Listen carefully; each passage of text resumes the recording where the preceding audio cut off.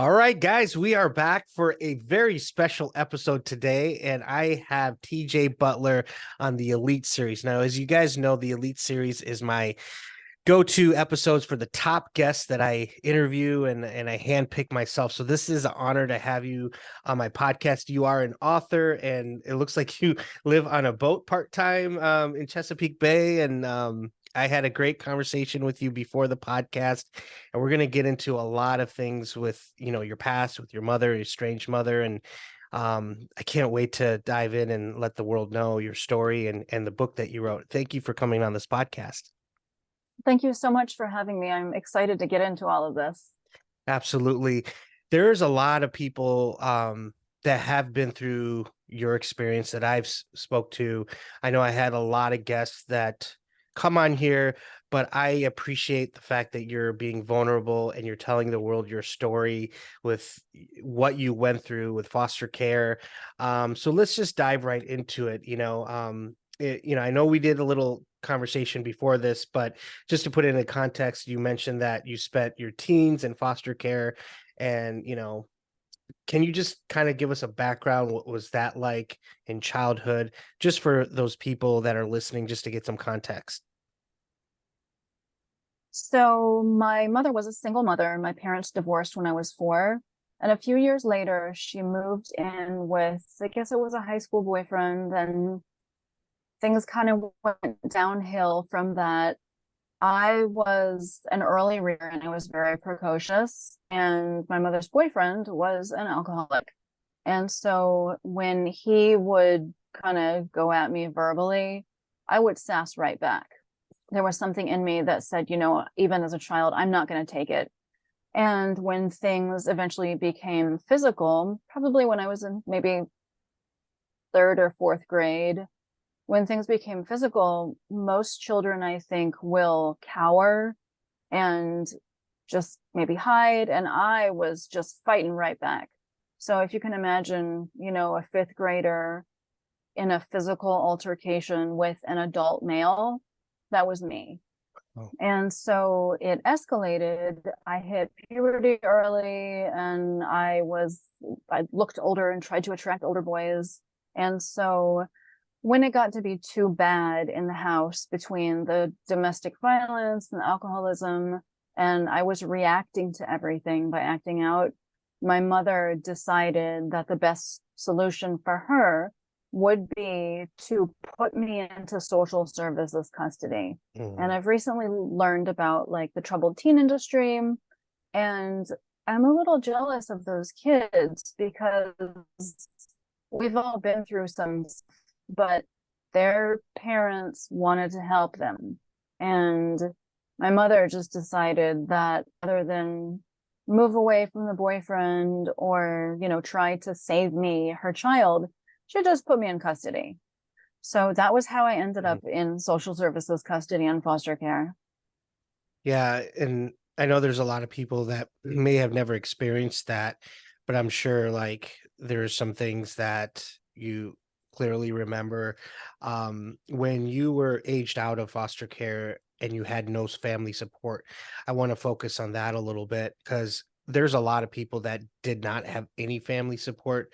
Maybe they didn't have a father figure or mother figure growing up. Can you talk about that? Like, what was it like when you aged out and you were just like in the real world with no support whatsoever?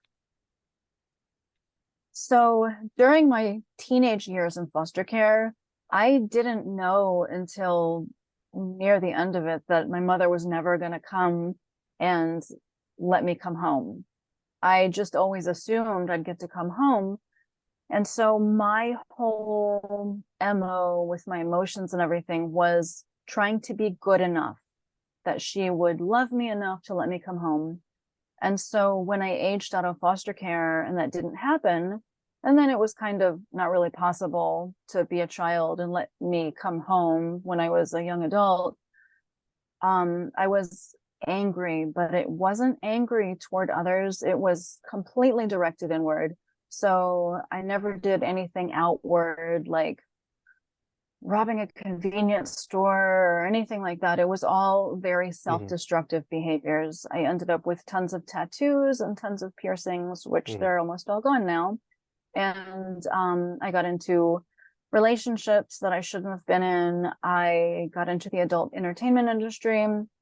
Everything was directed at either self-loathing and really just trying Hmm. to hurt myself without outwardly doing Hmm. that, or trying to get other people to love me enough. And that's a hole that Hmm. you can't fill when that hole becomes deep in childhood. And I think a lot of people now, if they're honest with themselves, so Hmm. many of us have a hole. And maybe we try to fill Hmm. that with sex or shopping or drugs or Yeah. gambling or drinking. And I'm here to tell you, my hole is still gaping wide. It's never going to be filled. And so that was kind of what happened when I aged Yeah. out of foster care. And what's interesting is, I mean, like you mentioned addiction and getting into different, things that weren't conducive with your life. I mean, and you got to a point where I'm sure you hit rock bottom, and there's a lot of people that are listening right now. Maybe they haven't gone into that drastic, scenario like you did, but they're at a point right now. Maybe they're listening and they've given up because they're just self worth is in the toilet and they don't see any success. In your case, what I want to point out is you did turn it around, and that's when I want to focus on because I love these comeback stories. You discuss about pulling yourself together. I mean, let's talk about getting your degree, successful marriage of 12 years, your small business. You've actually turned it around, and I love hearing these stories because I think the world needs to hear this after everything you've been through. How did you do it? What was like the pinnacle point where you were just like, okay, if I don't do this now, I'm gonna just end up either dead or just continue doing what I'm doing. So you made it sound super easy, and it was not easy at all. So Absolutely. I was working full time as an adult model. And this was a number of years ago before Instagram. And I was getting older. And when adult female models age, the jobs that are available to them become more and more explicit.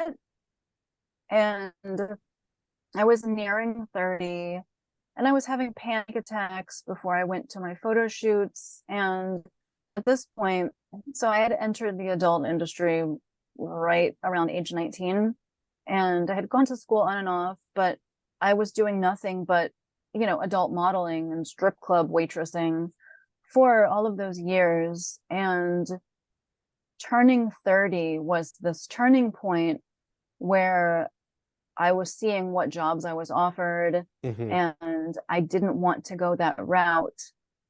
And I had a really supportive roommate at the time, and um, he kind of picked up the slack when I just could not physically bring myself to keep taking my clothes off for money. And I decided, okay, this is it. I Hmm. have to go back to school. And I called a temp agency on a lark because I just didn't know what to do. And that job ended up, I turned that into a career. Hmm. And then I have a degree in business management. With my temp agency job turned into a career and my degree, I was able to, I was able to get full-time jobs. And then, I was in the workforce. I was Hmm. in the corporate workforce for only about 12 years. And during that time, I met my husband. I met him when I was at the very, very, very end of modeling. And he was a studio owner, and we never shot together, but we got close. And he saw that I just had really had it with modeling.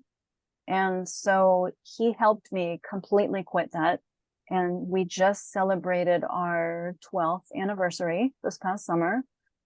And so now, ironically, we own a studio, Mhm. a production studio, and models come into our studio all the time. Mhm. And so I do my best to make their jobs easier when Nice. they're doing the same things I was doing, only now they're on Instagram. Yeah, it's funny because I mean, there are people that I know that do OnlyFans, and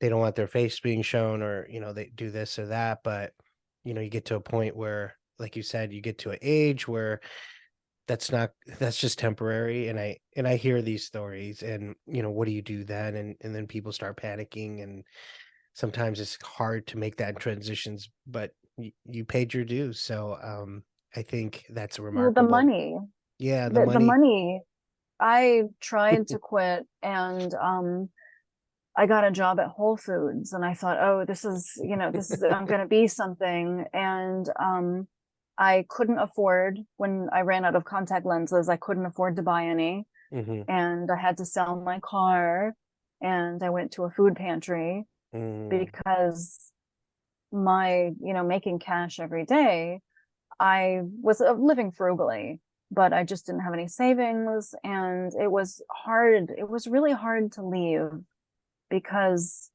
without job skills, and at that point without a resume or education, Mhm. you can't put all of your things, like you can't put a centerfold on a resume. You can't put a magazine cover on a resume. You No, can't no, put your OnlyFans OnlyFans. statistics. Yeah, it is tough. Because obviously, how do you, start off? But I mean, again, you figured out a way to do it, and we'll talk about in a second, a little bit about your book. But before I get into that, I do want to switch gears here, and you mentioned about being, estranged from your mother. Can you discuss that, and what was that like? Can you discuss that with our audience? So in 2017, I estranged myself from my mother. She sent me a photograph of myself as a flower girl at a relative's wedding. And it was all white lace, and I was blonde, and there were daisies around. And I did the math, and I realized that this was right before things had started to go downhill living with the boyfriend. And I thought, she's sending me this picture and commenting, cute I am. I looked at that little girl almost in third person, like it wasn't me. And I thought, this little girl has had in that picture no idea what she was in for with all of the years of abuse. And my foster care years were generally uneventful, but that little girl didn't know that she was going to grow up in institution children's homes. And then I thought about all of the years from aging out of foster care and all of the terrible things I did to myself on purpose. And I realized that, my mother did that.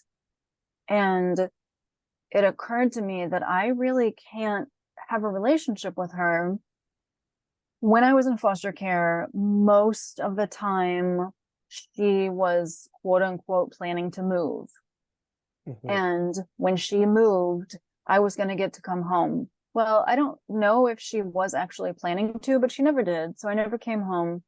And our relationship developed into me, as I mentioned, being good enough.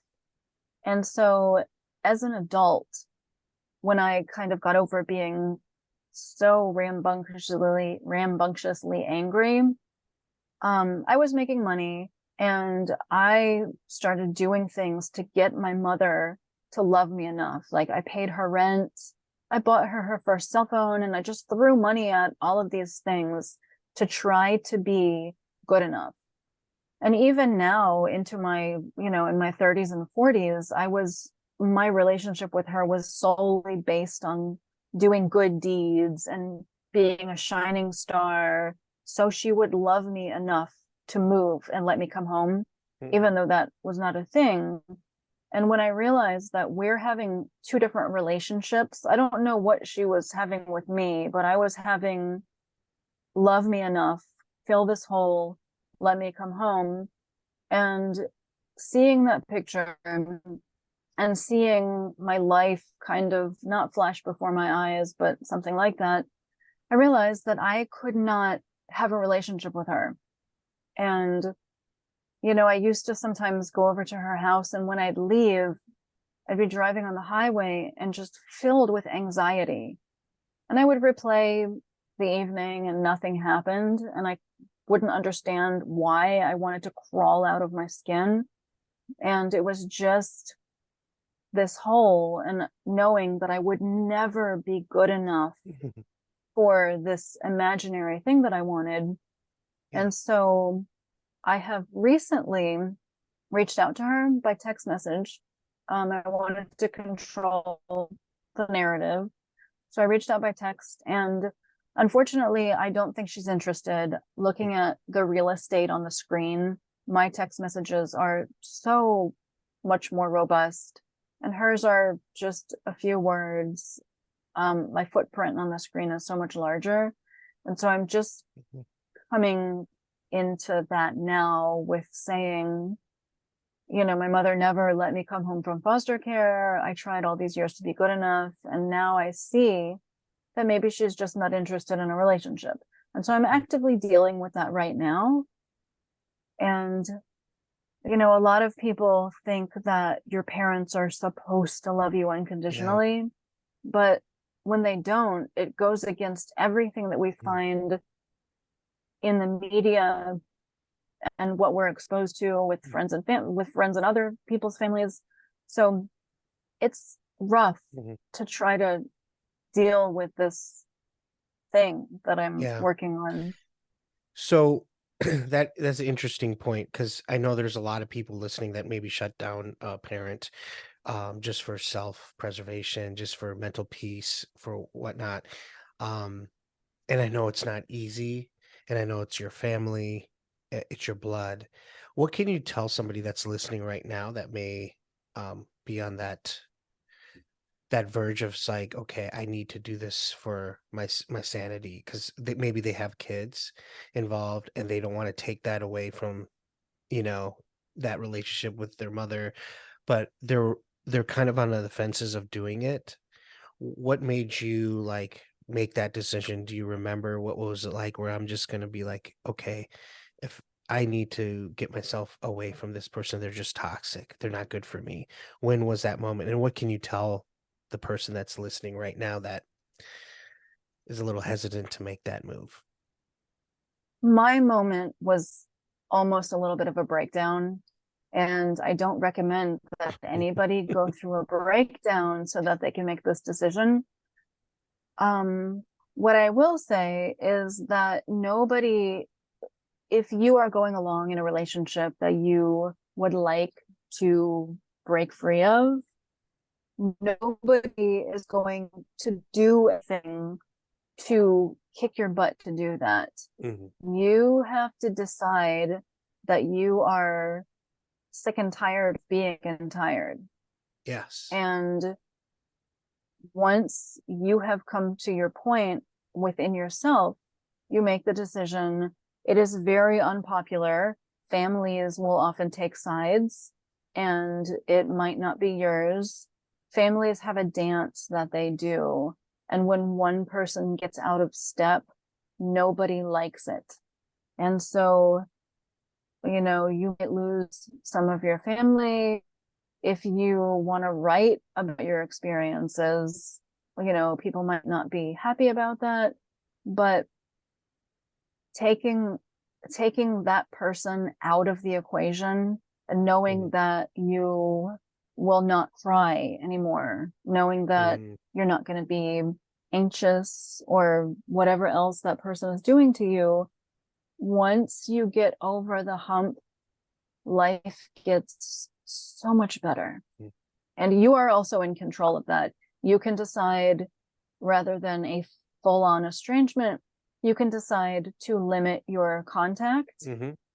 A big thing is going home for the holidays. There is so much stress on the holidays, and Yes, you can decide to take your children to the park, go out for Chinese, have a marathon Netflix festival with Mhm. fun food. You can decide what to do. Mhm. And basically, as adults, we have to put our foot down because we are Mhm. ultimately the ones responsible for our health and Right. happiness. And it's not I, easy, but we have to yeah, do it. I couldn't agree more. And, even when I do my coaching, I tell people just because someone's your blood does not give them right to have a seat at the table. You get to decide. You can love somebody from a distance. You can limit, your interaction. If they cross your boundaries, then you need to remove yourself. I go to this group where I hear people's story of like mothers like texting like nonstop back to back, and it's like one-sided text. And yeah, I'm actually bringing this example up because there's a certain person that comes to mind that was telling me like how the mother would guilt trip them and say, what kind of person are you? You're ignoring your own mother, and they throw it back on them, and it's just kind of like making you feel bad, gaslighting. And so a lot of times people that are empaths give in, especially codependents, because they have that trauma bond, and which is another episode in itself. I know I'm guilty of it where I'd see some tears and I'd break down and I'm like, what kind of person am I? Like, and it works. It works on me because I'm an empath and I want to make things right, but you have to see through that. You have to, just like you said, I mean, and the reason I had you on this podcast is, you know, being able to be brave and be vulnerable and come forward and make those decisions, those hard decisions. Not everybody could do that, and you did it. And even now, like I'm just gonna wrap up with, just you mentioned you wrote a book, and it's a short stories of collections of, control of, trauma narratives. Um, I wanted you to kind of elaborate on that and just kind of share with the audience what that's about and what that means to you. And also, when you wrote it, was it was it very therapeutic? Did you feel like a aha moment, like I did it? Because that's how I felt when I kind of wrote my book, but I never really published it. I just kind of kept it because I didn't want anyone to know my vulnerable stories. But you did it. You put it out there, and I'm very proud of that. Proud of you to do that. So let me tell you one aha moment Yeah. that anyone who has family trouble um might use this advice. Our parents are not, they don't solely exist to be our parents. They are humans.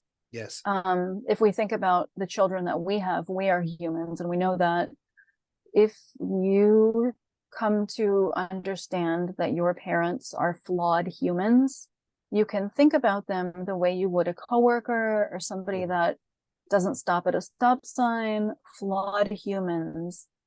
And I realized that that helped me understand that, maybe my mother was just working with the tools that she had at hand rather than maliciously making terrible decisions.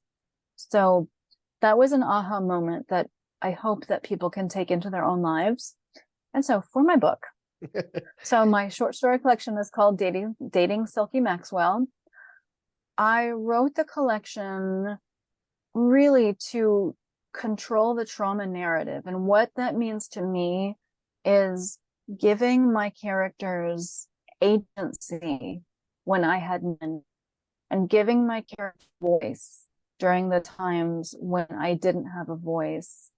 I have women who have come from various disadvantaged backgrounds, whether that is being a sex worker, whether that is having terrible, fraught family relationshis, a lot of bad mothers in my book, and whether that's having a husband in jail or, losing a parent. And I've let all these women make choices that go on throughout the story to empower them. Mhm. And it's really about, being able to make choices that are hard. And when I've been meeting with people in public, I have said to them, you know, if you have had some trauma, if you have been hurt or lived through some things, I wrote these stories for you. There are some people are owning their mistakes. Some people are taming their demons. Some people are just taking the money and run. Mhm. And it is a story. It's a collection of short stories for people that have lived in unusual ways. So many of us have had these life stories where you tell somebody and they say, oh my gosh, you should write a book. Or we know that when we go to a cocktail party and start talking about things, we know we're going to win the game of can you top this? And my stories are for these people. I wrote these stories because I am one of these people. And I know that everybody has baggage and things that they just carry around.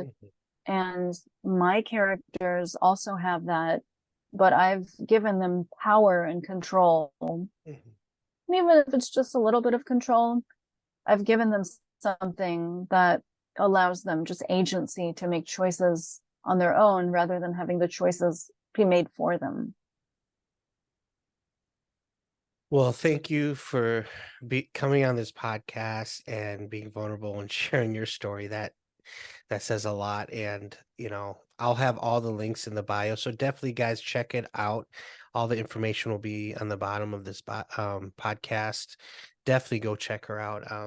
And like I said, when I do these episodes, I go through hundreds of people, and when I saw your story, and I just had to have you on here. So you're always welcome back. Keep up the amazing work.